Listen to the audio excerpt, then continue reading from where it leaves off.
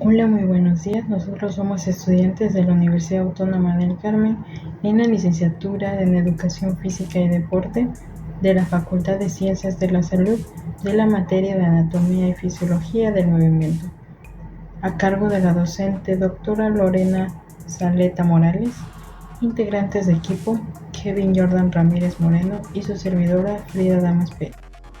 Como índice tenemos lo que es la introducción, la enfermedad del Parkinson, la enfermedad del Huntington y hemibalismo. De igual manera la conclusión y las referencias bibliográficas. Como introducción, los trastornos de movimiento están relacionados ya sea a un exceso o una disminución del mismo movimiento. Estas alteraciones causan un gran deterioro en lo que viene siendo la regulación de la acción motora voluntaria, pero esto sin afectar de manera directa a lo que viene siendo nuestra función cerebelosa. Se divide en dos grandes grupos, los cuales son los hipercinéticos y los hipocinéticos. Los hipercinéticos, por una parte, son movimientos bruscos, descontrolados, el cual no tenemos el total control de ellos mismos.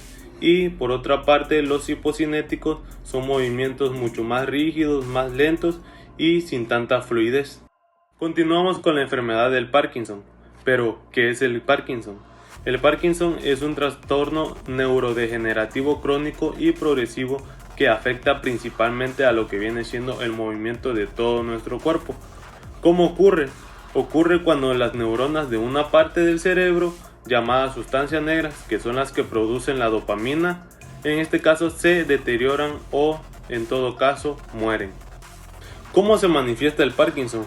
Pues el Parkinson se manifiesta mediante temblores, mediante la rigidez muscular, mediante la postura y el equilibrio, mediante retrasos del movimiento, cambio del habla, cambio de la escritura, pérdida de los movimientos automáticos, y estos suelen variar según la persona, ya que estos síntomas podrían ser leves y es posible que ni siquiera uno mismo lo note, ya que suelen aparecer de un lado del cuerpo y luego del otro hasta afectar ambos lados.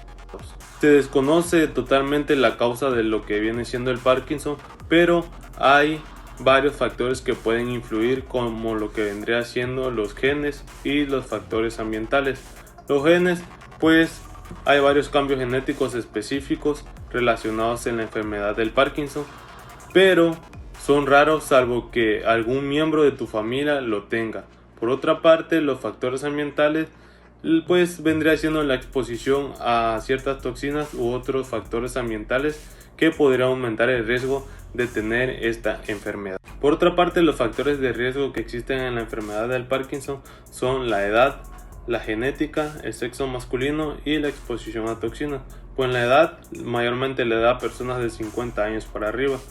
En la genética, ya sea que uno o más integrantes de tu familia, como es tu padre, tu madre o tus hermanos, tengan la enfermedad, es un mayor riesgo de que uno mismo lo padezca.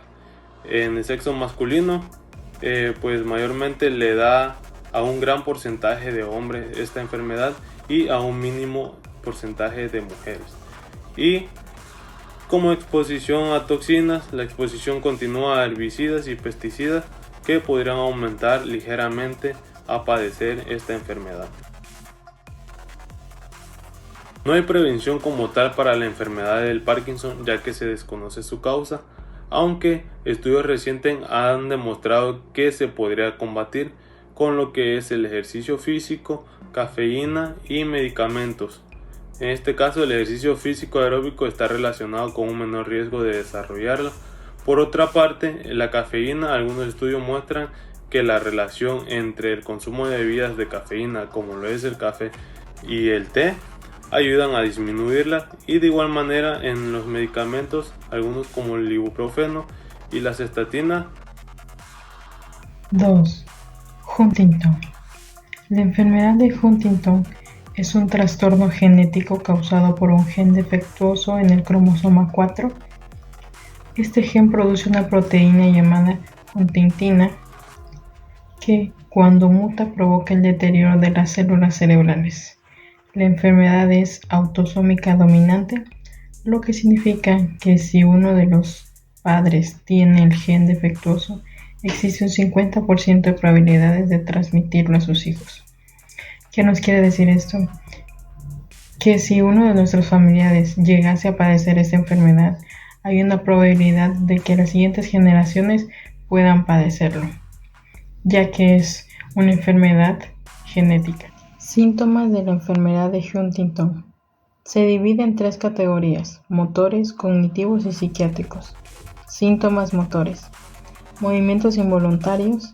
Esto incluye sacudidas, espasmo y otros movimientos incontrolables conocidos como coria. Problemas musculares, rigidez y contracturas musculares. Equilibrio y coordinación. Problemas como la marcha y el equilibrio y la destreza manual. Deglución y habla. Dificultad para hablar y tragar a medida que la enfermedad progresa. Estos síntomas los podemos identificar a simple vista, ya que son visibles, muy visibles, y se pueden identificar rápidamente. Síntomas cognitivos.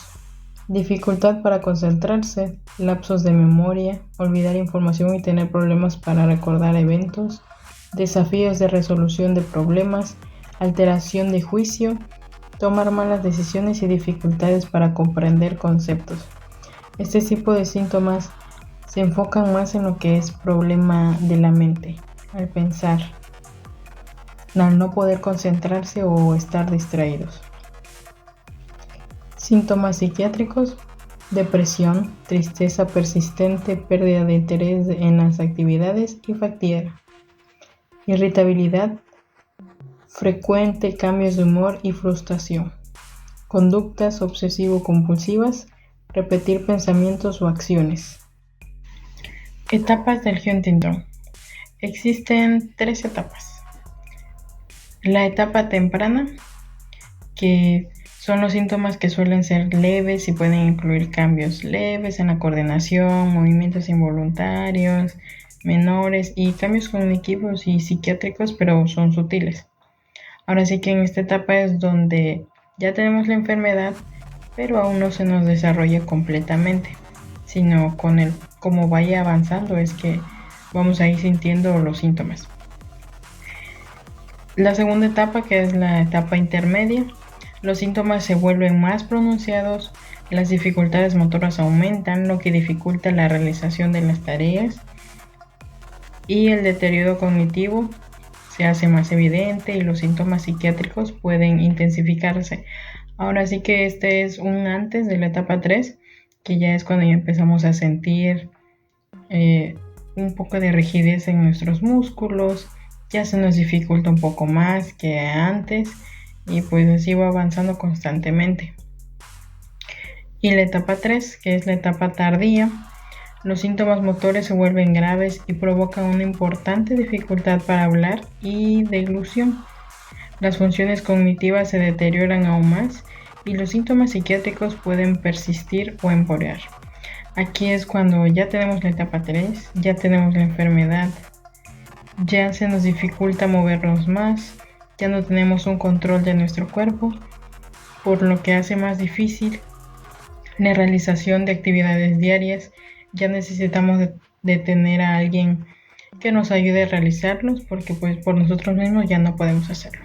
Existen 3 opciones de tratamientos. En este caso, que los más comunes son los medicamentos, las terapias y los ajustes de estilo de vida. En los medicamentos pues podemos obtener como es la antisépticos, que estos se utilizan para controlar la coria y los síntomas psiquiátricos. Antidepresivos, ayuda a aliviar la depresión y ansiedad. Estabilizadores de ánimo, ayudan a controlar los cambios de humor y irritabilidad.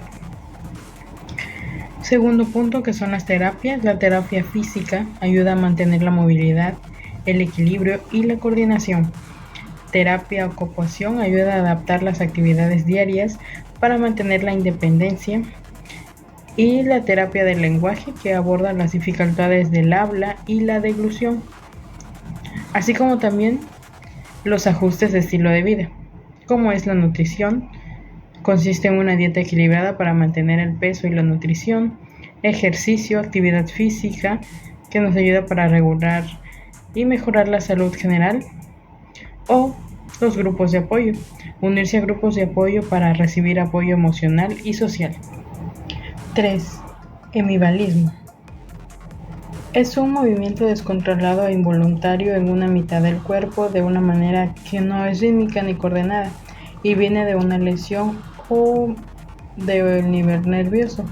Es decir, que hay un problema en el sistema nervioso central, en los ganglios basales, y dentro de los ganglios basales se suele dar el núcleo subtalámico o conexiones de alrededor.